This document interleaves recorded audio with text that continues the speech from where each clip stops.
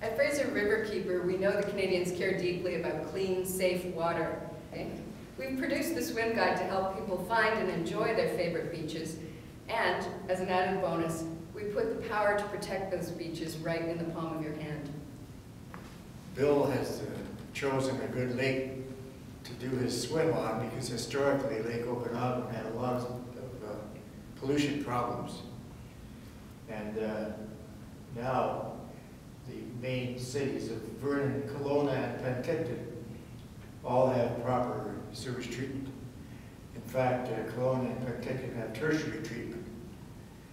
Unlike the city of Vancouver, for instance, our main sewage treatment plant is Iona that discharges into the Strait of Georgia.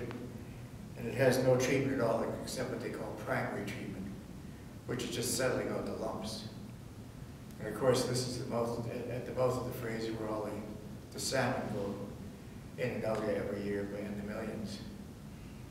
As far as the Lake Okanagan goes, there are several other sources of possible pollution, but we understand that sometimes there's runoff from the land, and for instance, cattle manure can get into the lake, but it's a lot cleaner than it used to be, and one of the main problems is it's contaminated with a Eurasian milfoil, which is a weed that grows in the lake, and it's hard to control.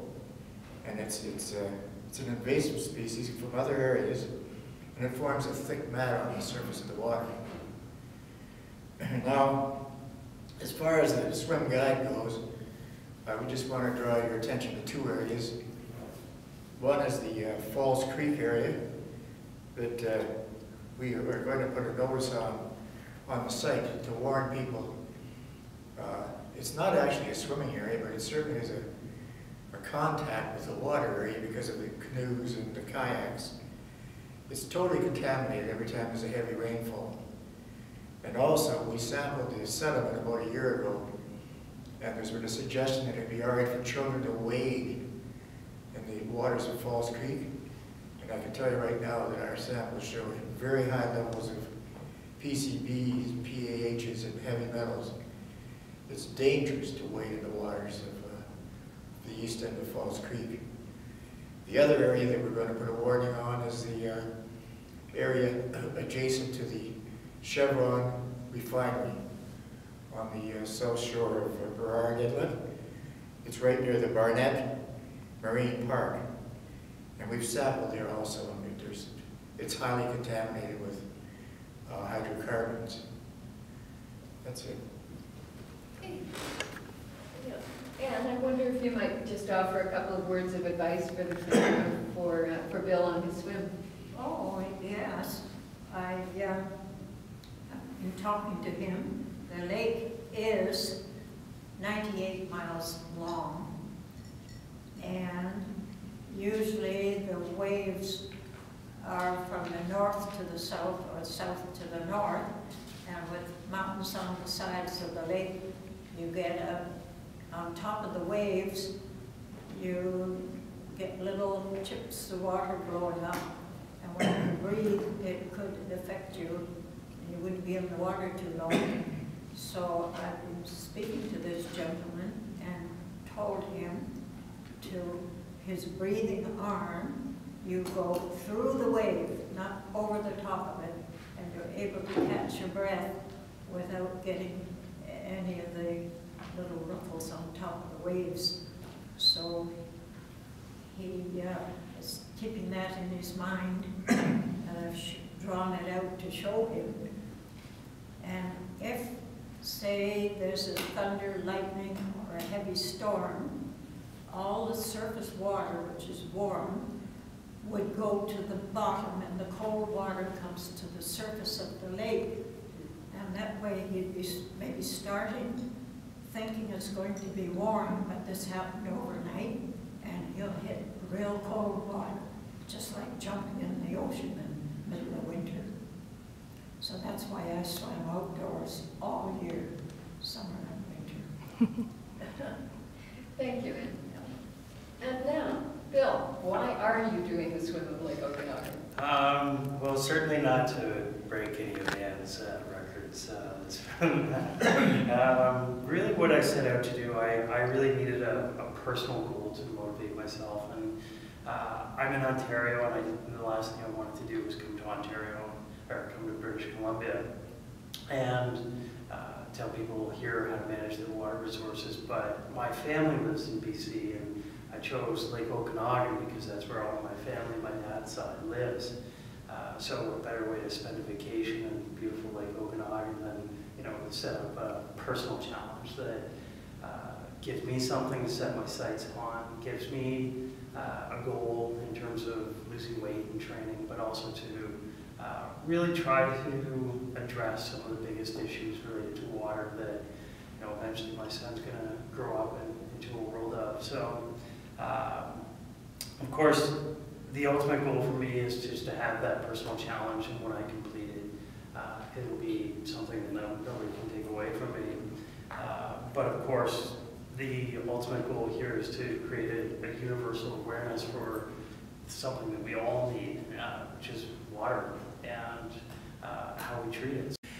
Ultimately, the simple message is to love your water and really make every effort you can to either preserve water or its conditions, or participate and have fun with the new Fraser Riverkeeper app. Thanks. I appreciate the plug.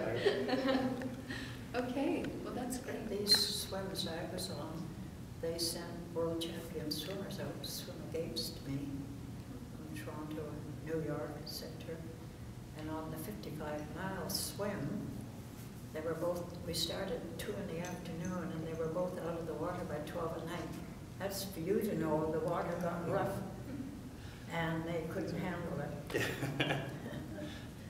So, and then I took a swimmer from Denmark back to Toronto to swim Lake Ontario, and I told him he'd be going down the 3rd time before I'd ever put him out. And he and an Egyptian were the only 2 left in the water, and they kept coming over and telling us the Egyptian was sick, he may be taking him out. And Ken, my man, was slowing up, he wanted to get out. I wouldn't let him out as long as he was swimming. So anyway, they were within the 2-mile mark of Toronto, and the Egyptian then came out, and Ken swam in as far as he could go. He said he wasn't going to swim another stroke, he couldn't swim anymore. He signaled to get out, so neither one finished, but they split the prize, 1st and 2nd between them. So Ken got the top because he went further than the Egyptian. And the Egyptian held 2 or 3 world records at that time. You yourself hold some world records to this day, don't you? 7, a whole 4 yet. 4 that are still intact, and that's for speed and endurance. Yeah. That's really quite remarkable. Broke the men's record and the women's. Wow. For time, and then for endurance, both. Amazing. Yeah. Those are records that are pretty actively challenged, aren't they? Every year, somebody comes up to Forever. challenge them. Then I get letters worldwide for other programs I've started. So I work for the police, not a volunteer, because I did work with them in Vancouver, but I'm with the Water Safety Board, the School Board, the Parks Board, the Red Cross, St. John Ambulance, the Life Saving Society, Doctors Keep Fit, Businessmen Keep Fit, UBC Keep Fit, all of those 38 programs, and Ottawa made them compulsory, so they all across Canada. Then they sent them to US, they're compulsory there. Then to London, England, they're compulsory in the whole British Empire, England, Ireland, Scotland, Wales, Australia, New Zealand joined it. Then China, Japan, Italy, Greece, Poland, the Netherlands, pretty well all over, and all of South America have worked on my programs. And every single day, a person, I don't care who they are, you, even myself, will be using one of the programs I started. Like I started Water Babies, Mothers and Tots, First Aid and Under Swim Mates, Businessmen's Aquatic Keep Fit, taught life-saving. The fire department, I have to teach them fitness and life-saving. If they got called to the waterfront and they had a fireboat, taught the police the same. And they pester the life out of me. I get a stack of mail worldwide every day. One day I had 42 letters. No time to even read them. I know what you mean. Well, listen, thank you so much for coming out to support us, and I hope you're not terribly disappointed that the media didn't come, but we knew we had to launch today. Today is Royal Bank of Canada's Blue Water Day, and our reason for launching on Blue Water Day is twofold. One, the Royal Bank supported the development of our new swim guide, and two, they've invited us to join them today at the bank for a little celebration of Blue